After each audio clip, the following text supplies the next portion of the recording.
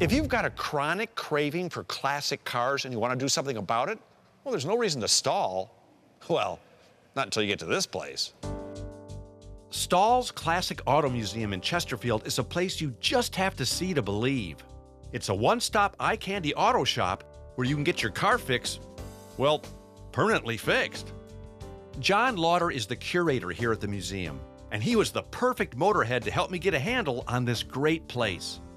We have gotten so many emails about this place from people in the past couple of years. Now that I'm here, I totally get it.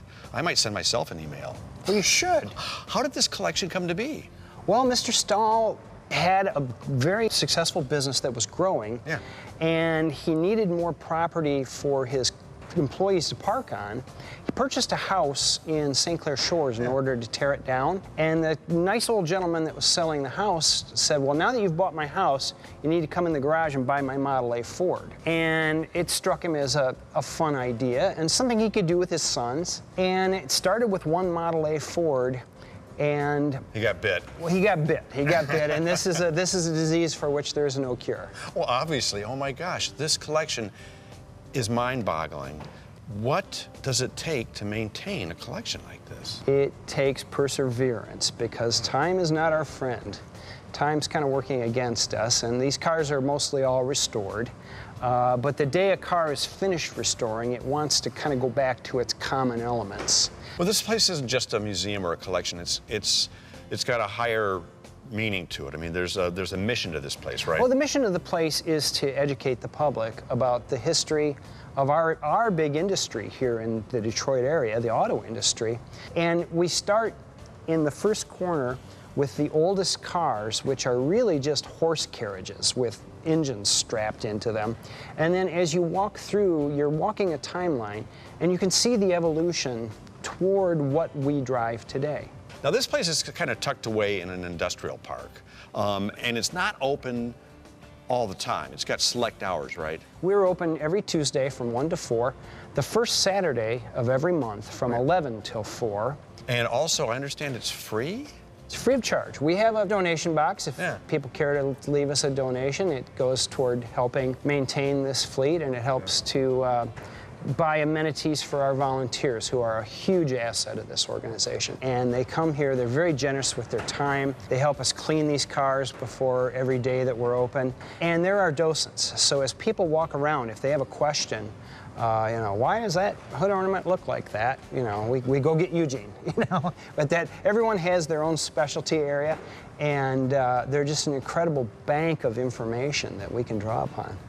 You got a favorite car in here? I do. You want to show it to me? I sure would.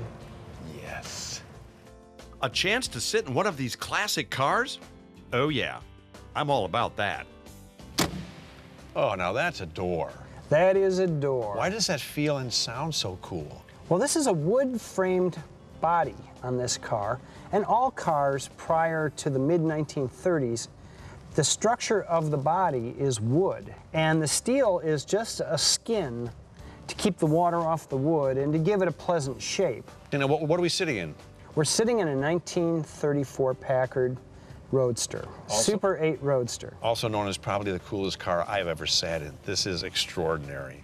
Packard was called the Rolls-Royce of America, and they were a very fine motor car for a discriminating clientele. Yeah, I'd like to think that back in 1934, this is the kind of car a TV show host would drive. Huh. Probably not. Yeah, you're right. Well, after a great conversation with John, he cut us loose to roam this ridiculously cool collection. And in no time at all, we all picked out our favorites. Mine was, of course, the incredibly lavish 1931 Cord L29 Le Grande Boattail Speedster for, well, obvious reasons. Jim had his eye on the incredible 1919 Meisenhelde. Yeah, of course, it didn't really do that much for me. Oh. As for Eric, his dream ride was the 1912 Rolls-Royce Silver Ghost. And if you look close, you can see him dreaming about it right now. Eric? Eric? Eric! This incredible collection is a true and inspiring American treasure that's right here in our own backyard. and there's so much to see that you'll most likely be planning your return before you even leave. So stop by Stahls and spend some quality time looking back at the things that move us forward every day.